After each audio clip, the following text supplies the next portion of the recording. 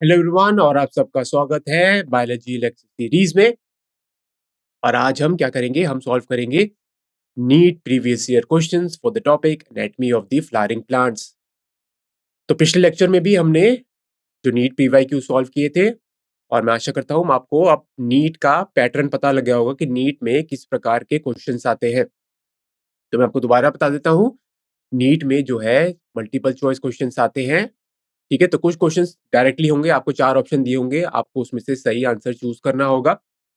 और फिर कुछ क्वेश्चंस होते हैं जहाँ पे आपको स्टेटमेंट दी होगी और आपको करेक्ट स्टेटमेंट चूज करनी होगी। इसके अलावा कुछ क्वेश्चंस आते हैं जो कि होते हैं कॉलम। आपको एक कॉलम दिया होगा और आपको, ठीक है, उसमें से मैच द फॉलोइंग करना होगा। ठीक है, आइए अब हम टीवी से क्वेश्चन नीट के सॉल्व करते हैं। तो पहला क्वेश्चन क्या है? पहला क्वेश्चन है loading of the phloem is related to. ठीक है, ऑप्शन है increase of sugar in the phloem, option number B elongation of phloem cell, option number C है separation of the phloem parenchyma, and option number D है strengthening of the phloem fibre. तो loading of phloem आपको पता होना चाहिए क्या होता है। लोडिंग ऑफ फ्लोएम ये किससे रिलेटेड है, किसको हम कहते हैं लोडिंग ऑफ द फ्लोएम? या तो पहला ऑप्शन है शुगर की मात्रा इंक्रीज करना फ्लोएम में। ठीक है, अगला ऑप्शन क्या है? फ्लोएम सेल की इलोंगेशन होना।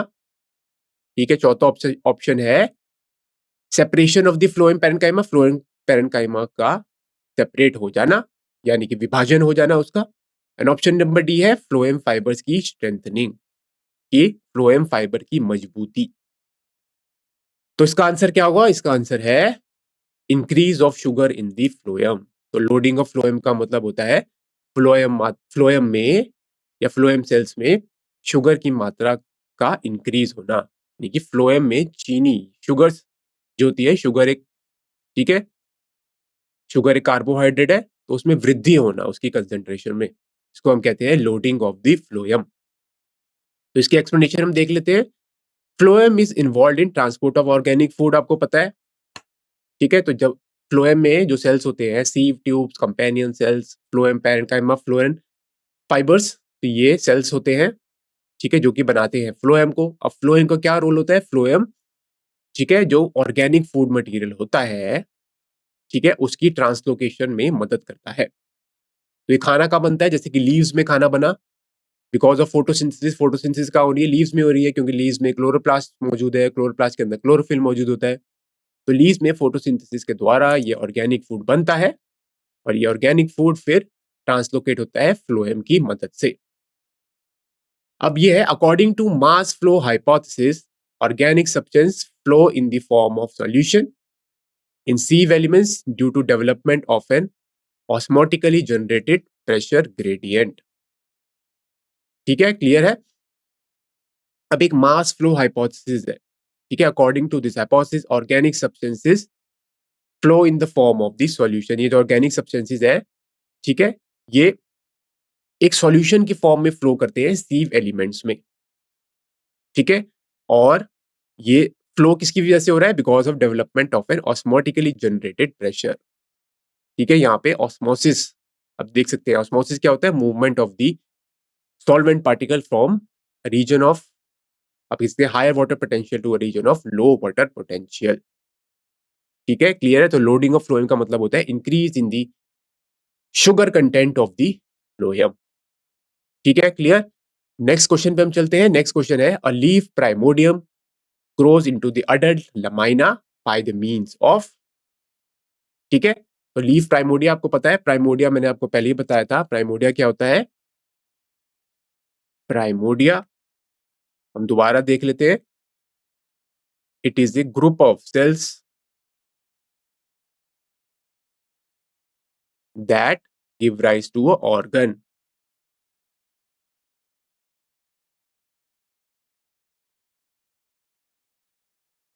ठीक है, अब ये जो लीफ प्राइमोडिया होता है, अगर हम लीफ प्राइमोडिया के बारे में बात करें तो क्या बनाएगा? वो बनाएगा लीफ।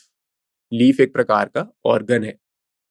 ठीक है, तो leaf primordia grows into adult leaf by the means of, option है apical meristem, lateral meristem, third है मार्जिनल मेरिस्टेम, और चौथा है सबसे पहले एपिकल मेरिस्टेम की वजह से और बाद में मार्जिनल मेरिस्टेम की वजह से लीफ प्राइमोर्डिया लीफ में कन्वर्ट हो जाता है। तो इस क्वेश्चन को आंसर करने के लिए आपको पता होना चाहिए कि लीफ की डेवलपमेंट कैसे होती है। ठीक है, तो लीफ प्राइमोर्डिया की हम बात कर रहे थे। लीफ प्राइमोर्डिया एक बल्ज होता है that is present just under the shoot tip. ठीक है, तो लीफ प्राइमोर्डिया क्या होता है, बात करते हैं लीफ प्राइमोर्डिया के बारे में। तो सबसे पहले तो ये ग्रुप ऑफ सेल्स है जो कि लीफ को गिव राइज करेगा। और लीफ प्राइमोर्डिया जो होता है ये कैसा दिखता है, it appears as a bulge. ठीक है, विच इज प्रेजेंट, कहां पे प्रेजेंट होता है ये, just under the shoot tip. ठीक है, क्लियर है। अब जो लीफ की जो डेवलपमेंट होती है, सबसे पहले उसमें एपिकल ग्रोथ होती है। ठीक है, एपिकल मेरिस्टम की वजह से ग्रोथ होती है और उसकी वजह से, और उसके बाद मार्जिनल मेरिस्टम की वजह से ग्रोथ होती है। तो जो मार्जिनल मेरिस्टम होती है, it is present at the edge of the leaf, ये लीफ के एज पे मौजूद होती है। ठीक है, between the abaxial and the adaxial side. Clear. Lateral meristem आपको पता है, lateral meristem it is involve in the secondary growth, it is involve in the secondary growth. ठीक है, and it helps to increase the girth, यानी कि जो diameter है या तो थिकनेस है प्लांट की, उसको इंक्रीज करने में लैटरल मेरिस्टम मदद करता है। ठीक है, तो इसका आंसर क्या होगा, इसका आंसर है at first by apical meristem and later largely by the marginal meristem. ठीक है, क्लियर।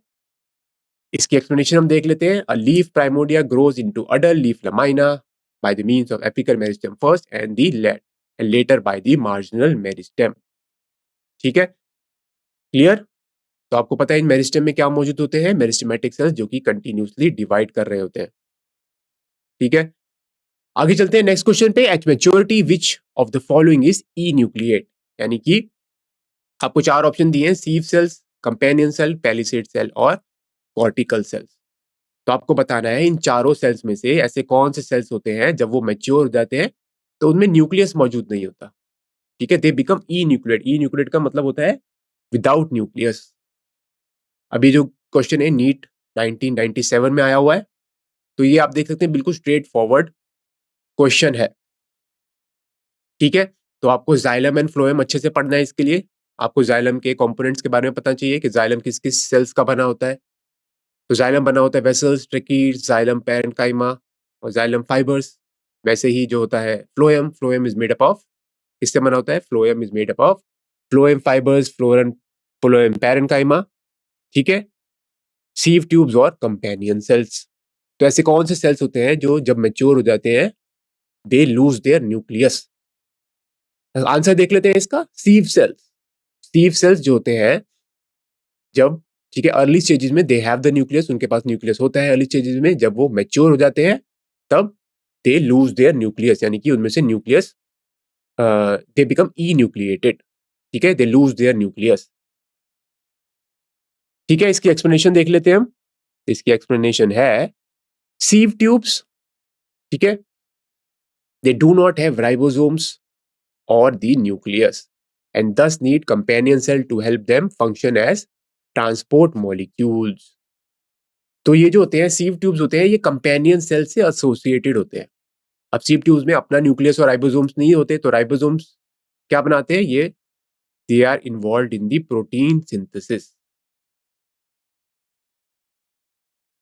ठीक है, अब राइबोसोम्स और न्यूक्लियस दोनों, न्यूक्लियस में क्या मौजूद होता है, न्यूक्लिक एसिड होता है जो कि क्या कोड करता है, इट कोड फॉर प्रोटीन्स। ठीक है, तो सीव ट्यूब एसोसिएटेड होते हैं कंपेनियन सेल से। अब जो कंपेनियन सेल क्या करते हैं, they help to companion cells में जो होते हैं वो जो बायोमोलिक्यूल्स होते हैं, जो प्रोटीन्स होते हैं और जो दूसरे बायोमोलिक्यूल्स होते हैं, ठीक है, उसको ये जो सीव ट्यूब्स है, ठीक है, वो ट्रांसपोर्ट मॉलिक्यूल्स की तरह एक्ट करते हैं। ठीक है, तो हम कह सकते हैं companion cell regulate the activity of the sieve tubes.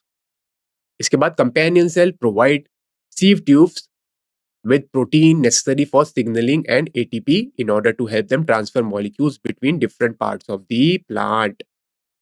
ठीक है, तो कंपेनियन सेल सारे बायोमोलिक्यूल्स यानी कि जैसे कि प्रोटीन्स हो गया, ठीक है, ये सब प्रोवाइड करता है। ठीक है, और एटीपी भी प्रोवाइड करता है। एटीपी क्या होता है? Energy currency of the cell बोलते हैं इसको। ठीक है, क्लियर? अब आपको पता है सीव ट्यूब्स जो होते हैं ई न्यूक्लिएटेड होते हैं और कंपेनियन सेल्स जो होते हैं they help to regulate the function of the sieve tubes. अब नेक्स्ट क्वेश्चन क्या है? नेक्स्ट क्वेश्चन की हम बात करते हैं। Now what is not true about sclereids? ठीक है, तो जब आपने टिश्यूज के बारे में पढ़ा होगा तब आपने पढ़ा होगा स्क्लेरीड्स क्या होता है। तो स्क्लेरीड, तो क्वेश्चन क्या है कि स्क्लेरीड्स जो होते हैं उनके लिए ये जो फॉलोइंग स्टेटमेंट है, तो कौन सी ऐसी स्टेटमेंट है which is not true for sclereids, जो स्क्लेरीड्स के लिए सही नहीं है, या जो स्क्लेरीड्स को सही से डिनोट नहीं करती, या जो स्क्लेरीड का कैरेक्टरिस्टिक फीचर नहीं है। तो पहला ऑप्शन क्या है? पहला ऑप्शन है these are parenchyma cells with thickened lignified walls. ठीक है, स्क्लेरीड्स को कह रहा है कि ये पैरेन्काइमा सेल्स होते हैं जिसके पास बहुत ही थिक लिग्निफाइड वॉल्स होती है। ऑप्शन नंबर बी क्या है? These are elongated and flexible with tapered ends, इनकी टेपरिंग एंड्स होती है। ऑप्शन नंबर सी क्या है? ये नट्स के जो शेल्स होते हैं वहां पर मौजूद होते हैं। They are commonly found in the shells of the nut and in the pulp of guava and pear. And option number D है these are also called as the stone cells. तो इसका आंसर क्या होगा? तो अगर आपको पता है स्क्लेरीड के कैरेक्टरिस्टिक फीचर के बारे में तो आप इसका आंसर दे सकते हैं।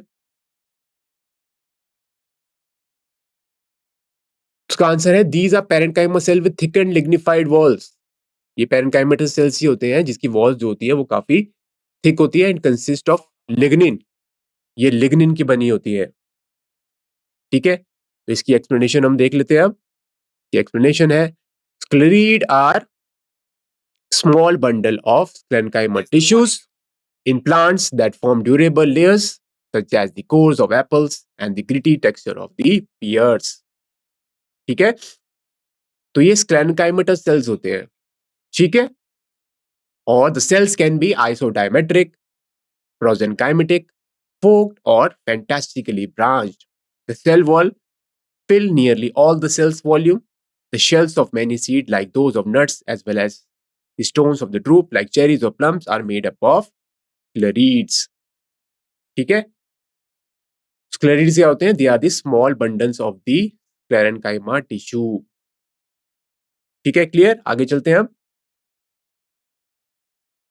अगला क्वेश्चन है bordered pits are found in.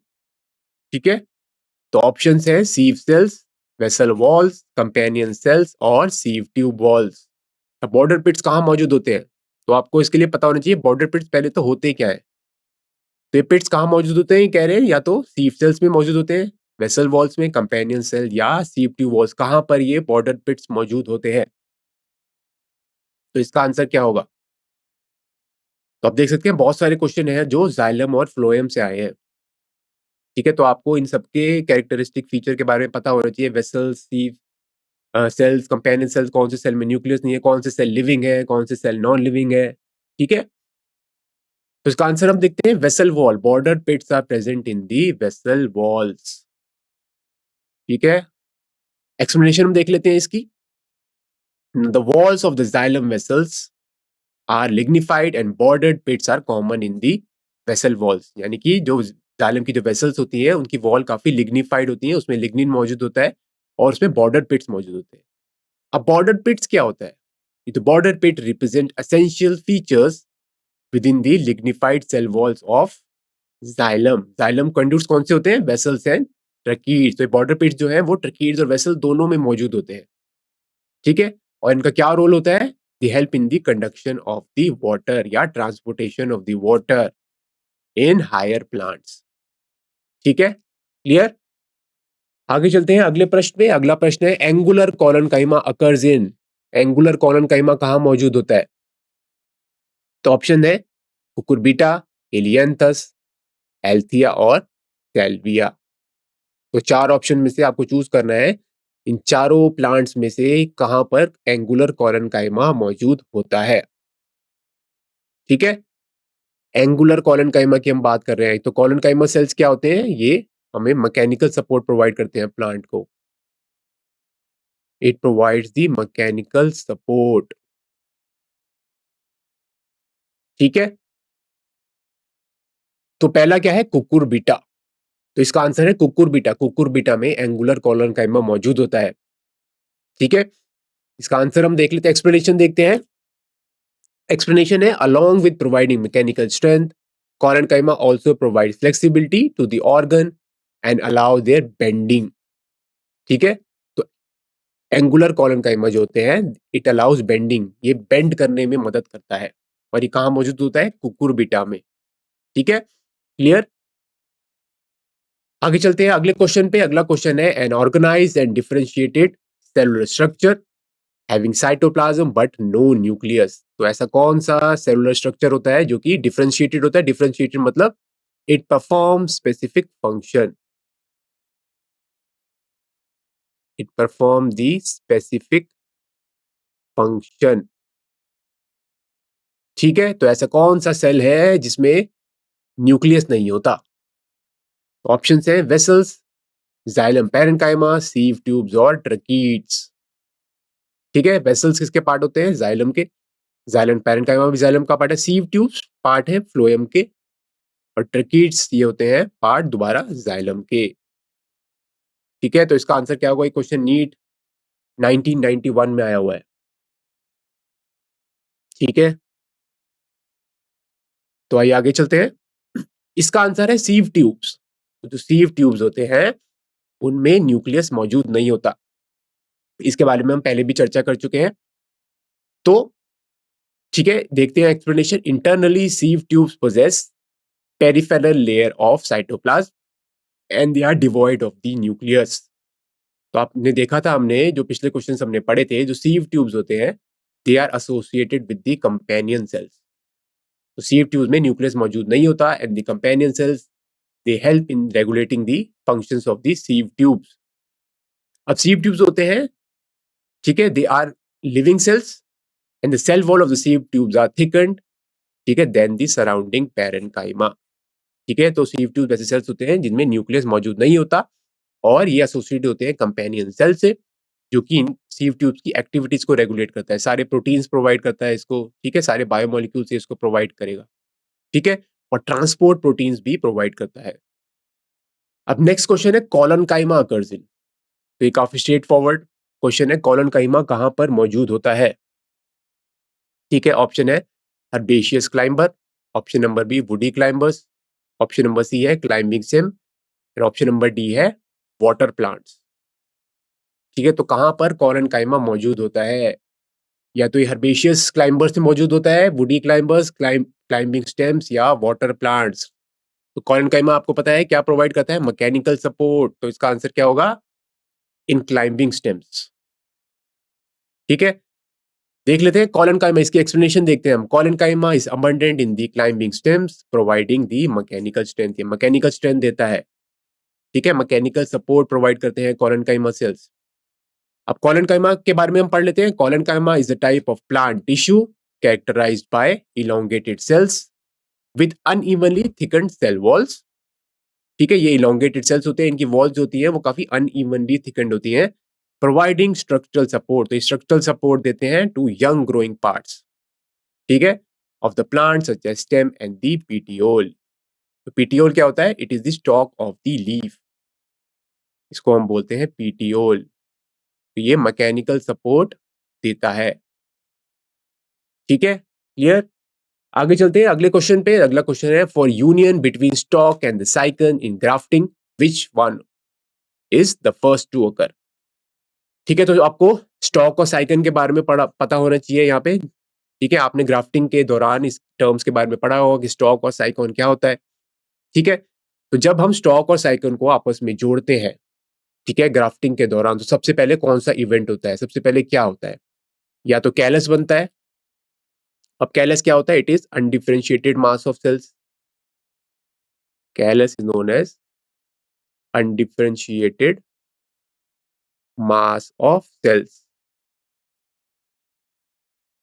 ठीक है, फिर नेक्स्ट है production of the plasmodesmata. Plasmodesmata क्या होता है? It is the cytoplasmic bridges.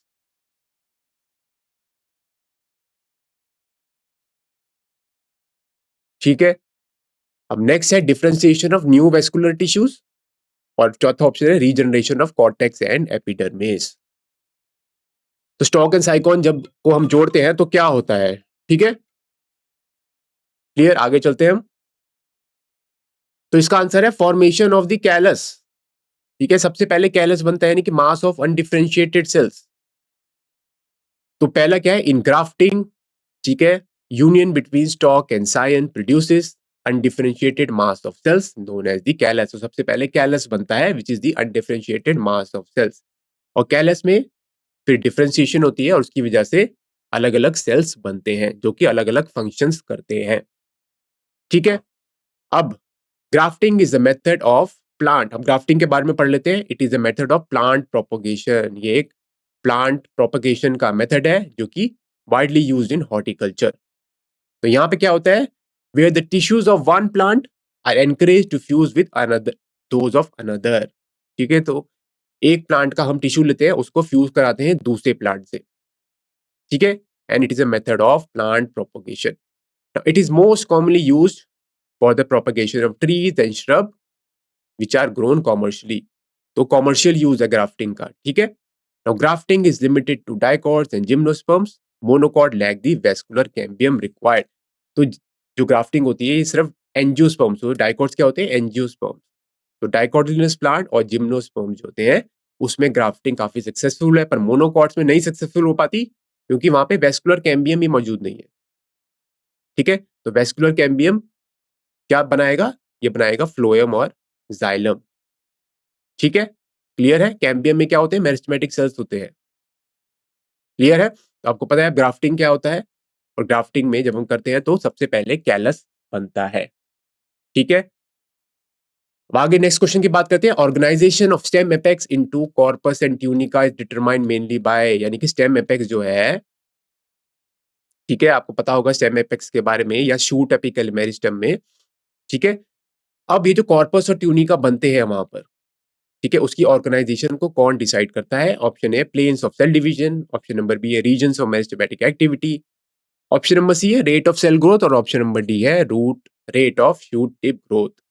यानी कि पहला ऑप्शन है सेल डिवीजन का कौन सा प्लेन, ठीक है, कैसे सेल डिवीजन हो रही है, किस प्लेन में सेल डिवीजन हो रही है।